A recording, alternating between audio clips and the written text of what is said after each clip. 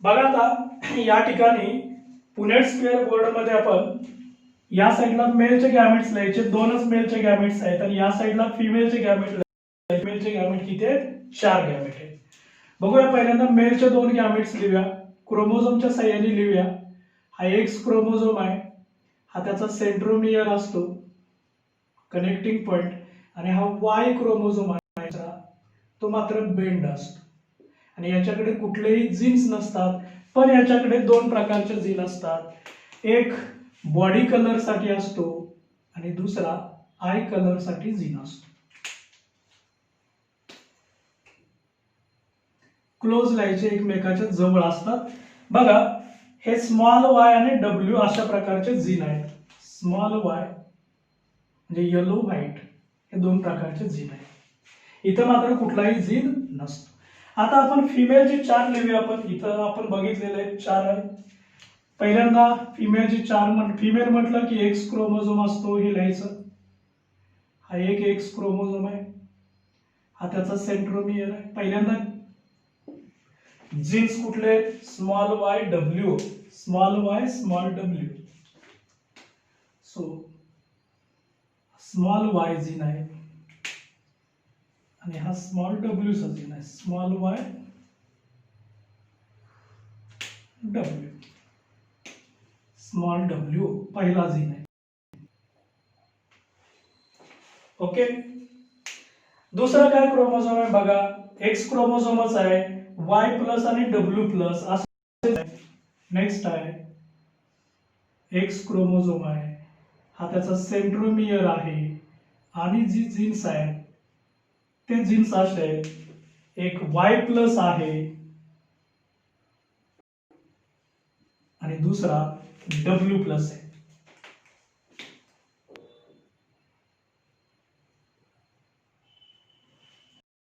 तुम्हाला समजण्यासाठी मी लिहिलेले आहे त्या पद्धतीनं. नेक्स्ट क्रोमोझोम कुठला आहे? नंबर 3 आहे, स्मॉल वाय आणि डब्ल्यू प्लस आहे. Small Y W plus.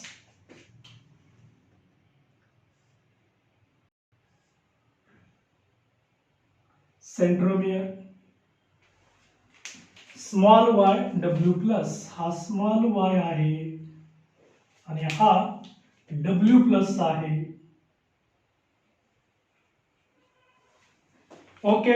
आणि लास्ट वाय प्लस डब्ल्यू आहे, शेवटचा क्रोमोझोम आहे, शेवटचं गॅमेट आहे. एक वाय प्लस आहे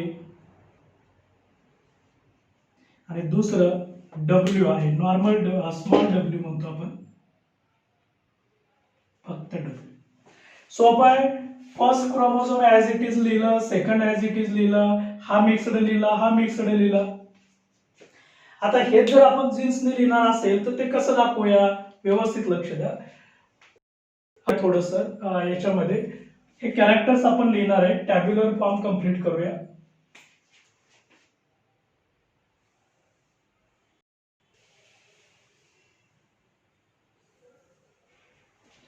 ओके. बघूया गॅमेट्स कोणकोणते आहेत. पहिल्यांदा हा आणि हा एकत्र, एक्स क्रोमोझोम, हा एक्स क्रोमोझोम आहे, हा याचा सेंट्रोमियर. ओके. आता जीन्स दाखवूया.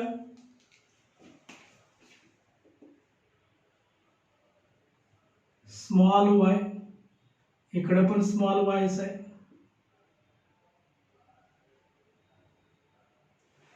दुसरा जीन आहे,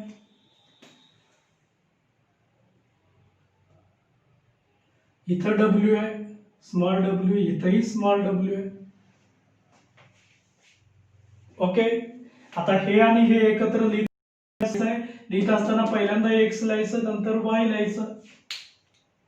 चला, x chromosome as it is,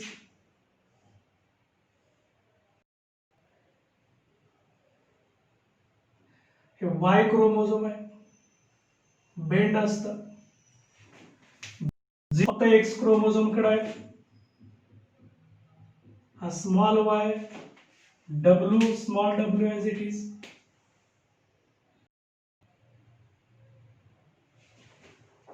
okay.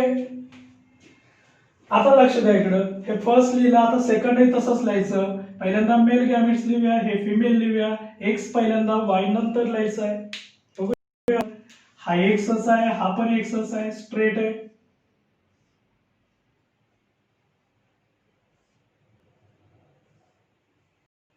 Centromere.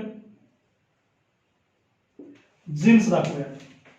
Jeans पहिल्यांदा हा स्मॉल वाय, ब्लू कलर, इकडं वाय प्लस आहे, वाय प्लस. दुसरा जीन आहे आय कलर साठी, इथं डब्ल्यू आहे, इथं डब्ल्यू प्लस आहे. ओके. हेच ऑफस्प्रिंग. आता हे वाय क्रोमोझोम लिहायचं, हे एक्स क्रोमोझोम लिहायचं. तुम्हाला समजण्यासाठी ही सगळे एक्स क्रोमोझोम आहेत. हे एक्स क्रोमोझोम आहे, हे वाय क्रोमोझोम आहे, म्हणजे लिहिणं सोपंच आहे. एक्स क्रोमोझोम पहिल्यांदा लिहायचं,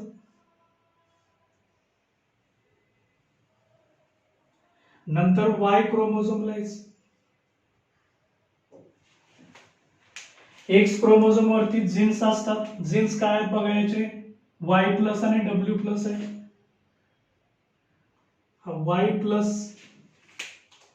दुसरा डब्ल्यू प्लस. नेक्स्ट लिहूया, सेम लिहिण्याची पद्धत बदलायची नाही, एक्स एक्स दोन्ही सेम आहे. हा एक्स आहे, हा नंतर सेंट्रोमियर. जीन्स, जीन्स याचा स्मॉल वाय आहे, याचा पण स्मॉल वायच आहे. सेकंड जीन याचा डब्ल्यू आहे, याचा डब्ल्यू प्लस आहे, डब्ल्यू प्लस. नेक्स्ट हे एक्स क्रोमोझोम, हे वाय क्रोमोझोम लिहायचे एकत्र. एक्स क्रोमोझोम, सेंट्रोमियर, हा वाय क्रोमोझोम आहे. एक्स चे जीन्स लिहूया, स्मॉल वाय आणि W plus, W plus. Okay. आता फायनल जनरेशन, फायनल ऑफस्प्रिंग आपण लिहिणार आहे. पुन्हा हेच, हा एक्स आणि हा पण एक्सच आहे.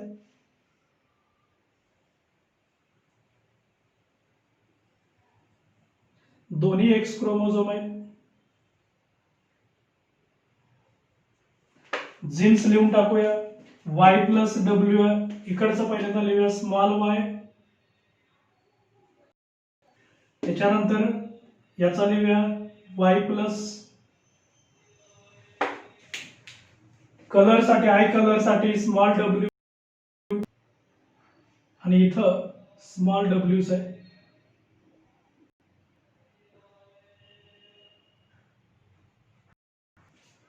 ओके. हा एक्स क्रोमोझोम, हा काय लिहायचा आहे, वाय क्रोमोझोम, एकत्र लिहायचे. एक्स क्रोमोझोम,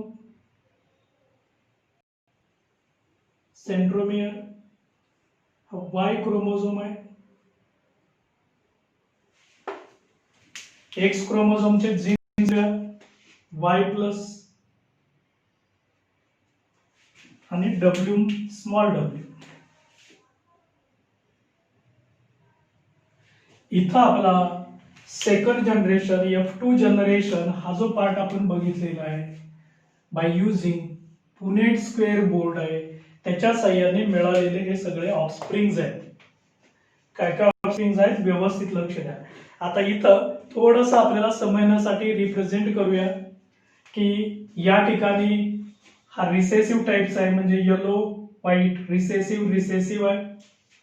ह्याच्या समोर मी लिहितो रिसेसिव्ह, रिसेसिव्ह. ओके. हा कसा आहे बघूया, हा रिसेसिव्ह आहे, इथं डॉमिनंट आहे, हा रिसेसिव्ह आहे, हा एक जरी प्लस आला तरी डॉमिनंट लिहायचं, कारण त्याचे गुणधर्म तयार होत असतात. हा रिसेसिव्ह आहे, हा डॉमिनंट आहे. ओके, इथं बघा दोन्ही स्मॉल आहेत म्हणजे रिसेसिव्ह आहे, हा लिहायचा नसतो कारण हा याच्याकडे कुठलेही जीन्स. इथं दोन्ही प्लस आहेत म्हणजे हा डॉमिनंट आहे. इथे एक प्लस आहे म्हणजे डॉमिनंट आहे. इथे एक प्लस आहे म्हणजे डॉमिनंट आहे. ओके, तर इथपर्यंत जे आपण क्रॉस बघितला याच्यामध्ये आपल्याला 1 2 3 4 5 6 7 8 प्रकारचे ऑफस्प्रिंग या ठिकाणी आपण दाखवलेले आहेत. या सगळे पेअर्ड आहेत, सगळे पेअर्ड आहेत. आणि हे पेअर्ड आहेत याचं जे कन्क्लुजन आहे ते मॉर्गन्स एक्सपेरिमेंट मध्ये आता तुमच्या समोर होल क्रॉस आहे. वन्स अगेन पुन्हा एकदा क्रॉस बघूया. फिनोटाइप्स आपण घेतले, पहिल्यांदा फिमेल क्रॉस विथ काय केलेलं आहे मेल. फिनोटाइप्स काय घेतलेले आहेत बघा, yellow bodied white eyed female घेतलेले, ब्राऊन बॉडीड रेड आय काय घेतलेलं आहे मेल घेतलेलं आहे. फिमेल म्हटलं की XX क्रोमोझोम घ्यायचे, मेल म्हटलं की XY क्रोमोझोम घ्यायचे. जीन्स हे नेहमी X क्रोमोझोम वरतीच लिहायचे, Y वरती जीन्स नसतात. हे जीन्स एकमेकाच्या जवळ लिहायचे कारण क्लोजली पॅक्ड आपण लिंकेज अभ्यासतोय. ठीक आहे, येलो साठी स्मॉल y लिहायचा, व्हाईट साठी स्मॉल w लिहायचा. इकडे मात्र ब्राऊन साठी हे वाईल्ड टाइप असतात, प्लस टाइपनी लिहायचं असतं. ओके, मग याचे गॅमेट्स मिळणार सांगा, दोन सारखे असतात एकच गॅमेट लिहा. वेगळे दोन वेगळे गॅमेट्स लिहिले हे आपल्याला माहित आहे. नंतर हे गॅमेट्स एकत्र आले की फर्स्ट जनरेशन मिळणार आहे सांगा. हा एक्स आणि हा एक्स एकत्र आला, XX तयार झालं. हा एक्स आणि हा एक Y एकत्र आला, XY तयार झालं. काय मिळतं आपल्याला F2 जनरेशन. ह्या F2 जनरेशन नंतर आपण F2 चं काय करणार आहे, सेल्फिंग करणार आहे. म्हणजे F1 चाच F1 क्रॉस केल्यानंतर जे मिळतात आपल्याला हे एका cross is crossed with F1, तर याचा पुढे क्रॉस केल्यानंतर आपल्याला F2 जनरेशन मिळतं. हे जनरेशन लिहिण्यासाठी आपण पुनेट स्क्वेअर बोर्ड वापरलाय. बघा इथं फिमेलचे 4 गॅमेट्स आहेत वेगवेगळे. सगळ्यात महत्त्वाची गॅमेट फॉर्मेशन कशी तयार होते पुन्हा एकदा सांगतो. हे जे आहे तुमचं पहिलं क्रोमोझोम ऍज इट इज लिहा, दुसरं क्रोमोझोम ऍज इट इज लिहायचं, तिसरं मात्र मिक्सड लिहायचं, स्मॉल y प्लस W लिहायचं, आणि चौथं या ठिकाणी Y प्लस आणि W असेही 4 लिहायचे. दोन मिक्सड असतात, दोन पॅरेंटल टाइप. हे मात्र जस्ट वेगळे लिहायचे, X क्रोमोझोम वेगळं लिहा, हे Y क्रोमोझोम वेगळं लिहा. हे चारही X क्रोमोझोम आहेत, फिमेलचे आहेत. हे X क्रोमोझोम आणि Y क्रोमोझोम हे मेलचं आहे. क्रॉस लिहित असताना हे X लिहा, हे X लिहा, X आणि X हे X इथं आले. हे तुम्ही असंही दाखवू शकता, लिहिण्याची गरज नाही. तुम्हाला इथं दाखवलेलं आहे X आणि X क्रोमोझोम आहे. पुन्हा हा X आणि हा X एकत्र लिहायचा, हा X आणि हा X एकत्र लिहा, हा X आणि हा X एकत्र लिहा. ओके, इकडं हे X क्रोमोझोम पहिल्यांदा लिहायचं, Y नंतर लिहायचं, X पहिल्यांदा Y नंतर लिहायचं. हे XY आहे, हे XY क्रोमोझोम. इथं स्मॉल लेटर आहेत म्हणून रिसेसिव्ह म्हणायचं. इथं स्मॉल आहेत रिसेसिव्ह, कॅपिटल प्लस साइन आलं की डॉमिनंट म्हणायचं. Recessive dominant, recessive dominant. हा रिसेसिव्ह आहे, इकडचे बाकी सगळे डॉमिनंट आहे. So this is the F2 generation offspring of the first cross given by Morgan. आता हा क्रॉस तुम्हाला कळालेला आहे. हा क्रॉस कळाल्यानंतर याचा आपण ऑब्झर्वेशन काय आहे, याच्यामध्ये फायनल कन्क्लुजन काय आहे हेही क्रॉस संदर्भात पाहणार आहे. तर व्हिडिओ आणि हा क्रॉस आहे हा व्यवस्थित लिहून घ्या. ओके, क्रॉस लिहून घ्या. बघा व्यवस्थित लिहिलेलं आहे. फिनोटाइप, जिनोटाइप, गॅमेट्स F1, त्याच्यानंतर F1 चे गॅमेट्स लिहिलेत, नंतर F2 जनरेशन लिहिलेलं आहे, आणि F2 जनरेशन मध्ये वेगवेगळ्या प्रकारचे आलेले ऑफस्प्रिंग पण लिहिलेले आहे. हे जे तुम्हाला या ठिकाणी दाखवलेलं आहे याला म्हणायचं gametes of F1. So these are the gametes of F1 जनरेशनचे हे गॅमेट्स आहेत. आणि मग हा क्रॉस आहे, क्रॉस लिहून घ्या व्यवस्थित.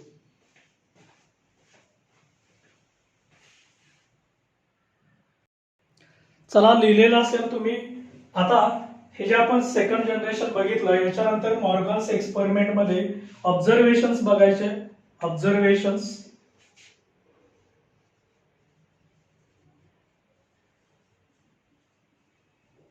या मॉर्गननी काय काय ऑब्झर्व केलं ऑब्झर्वेशन्स आहे. आता या ऑब्झर्वेशन मध्ये वेगवेगळे ऑब्झर्वेशन्स आहेत. फर्स्ट ऑब्झर्वेशन आहे की हे जे दोन जीन्स आहेत हे एकाच क्रोमोझोम वरती आहेत आणि हे मात्र सहजासहजी वेगळे होत नाहीत, सेग्रिगेट होत नाहीत, इंडिपेंडंट असॉर्टमेंट होत नसते आणि म्हणून त्याचं पहिलं ऑब्झर्वेशन आहे genes do not segregate independently किंवा no independent assortment. So genes do not segregate independently.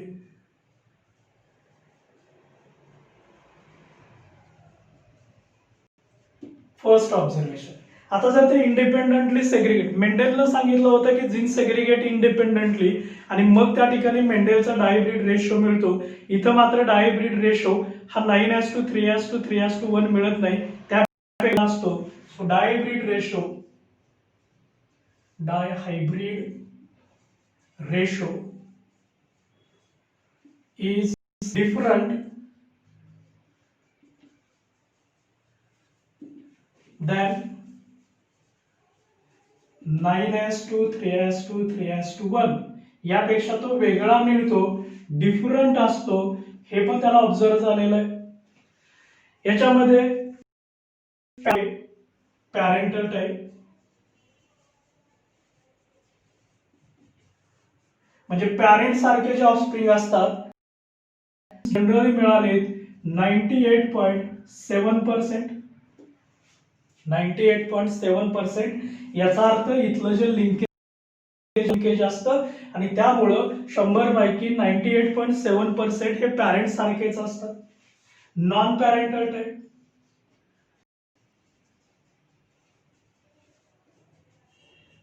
यालाच आपण रिकॉम्बिनंट म्हणतो.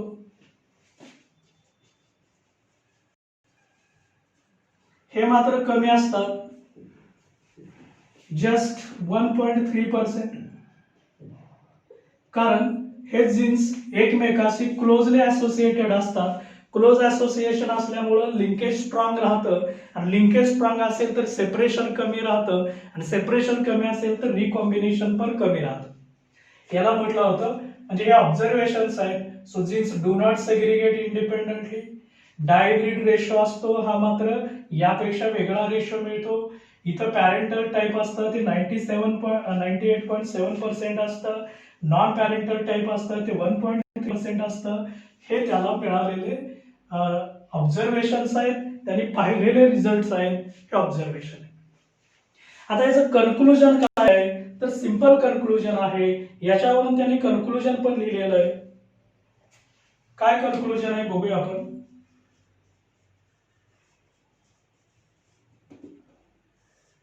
तर कन्क्लुजन असं आहे, genes are present on same chromosome, they do not get independently. Segregation सोपं नसतं. म्हणजे जर ते जीन एकाच क्रोमोझोम वरती असतील, सो genes on same chromosome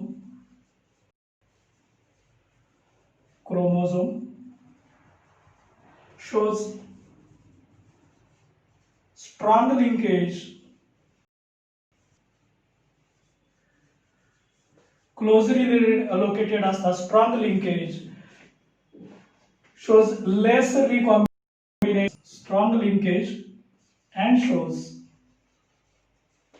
less linkage, more linkage but less combination चे चान्सेस कमी असतात. सो लेस रिकॉम्बिनेशन, व्हेरिएशन्स कमी होतात, बट मोर पॅरेंटल टाइप.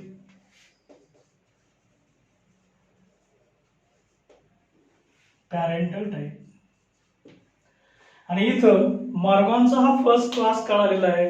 आपल्याला याच्यावरून एकच सांगायचं होतं, जर ते जीन एकाच क्रोमोझोम वरती आहेत, एकमेकाच्या जवळ आहेत, तर त्यांचं सेपरेशन हे इझिली होत नाही आणि ते एकत्रितच पुढे जातात. एकत्रित जीननी पुढे जाणं याला लिंकेज म्हणायचं आणि तेही सेक्स क्रोमोझोमशी रिलेटेड लिंकेज आहे. तर ते सेक्स लिंकेज असतं आणि हे सेक्स लिंकेज असतं हे स्ट्रॉंग कधी असतं, when genes are closely located आणि त्यामुळं मिळणारं पॅरेंटल टाईपचं जे प्रपोर्शन आहे ते जास्त मिळालं याचा अर्थ लिंकेज इथं स्ट्रॉंग आहे आणि इथं मात्र रिकॉम्बिनंट हे कमी राहतात कारण याच्यामध्ये चान्सेस कमी असतात. So this is the first cross of the Drosophila melanogaster. It's a very simple experiment. मी तुम्हाला एक्सपेरिमेंट सांगितला, त्याचं F1 जनरेशन, F2 ऑब्झर्वेशन्स आणि कन्क्लुजन इथपर्यंतचा पार्ट आपण खूप डिटेल बघितलेला आहे. सेम क्रॉस आपण नेक्स्ट जनरेशन साठी नेक्स्ट सेकंड क्रॉस फरक एवढाच आहे की इथं अंतर दोन जीन्स मधलं काय कमी आहे. याच्यानंतर जो आपण क्रॉस बघणार आहे तिथं दोन जीन मधलं अंतर आता तुमच्या लक्षात आलंय जर अंतर कमी असेल तर पॅरेंटल टाइप जास्त असतात आणि रिकॉम्बिनंट कमी असेल आणि जर दोन जीन्स मधलं अंतर जास्त असेल तेव्हा याच्या विरुद्ध होईल. तेव्हा मात्र पॅरेंटल टाइप कमी राहील आणि रिकॉम्बिनंट टाइप कसा राहील, जास्त राहील. कारण सेग्रिगेशन हे जास्त प्रमाणात होईल, सेपरेशन जास्त होईल कारण हे अंतर डिस्टन्स वरती अवलंबून असतं. म्हणजे distance is directly proportional to the crossing over but inversely proportional to the linkage. हे पुन्हा एकदा सिद्ध होईल सेकंड क्रॉस मध्ये. हा फर्स्ट क्रॉस आहे. व्हिडिओ ऑब्झर्व करा आणि व्यवस्थित लिहून घ्या observation and conclusion. Thank you very much. Next लेक्चरला आपण सेकंड क्रॉस बघणार आहे त्याचं.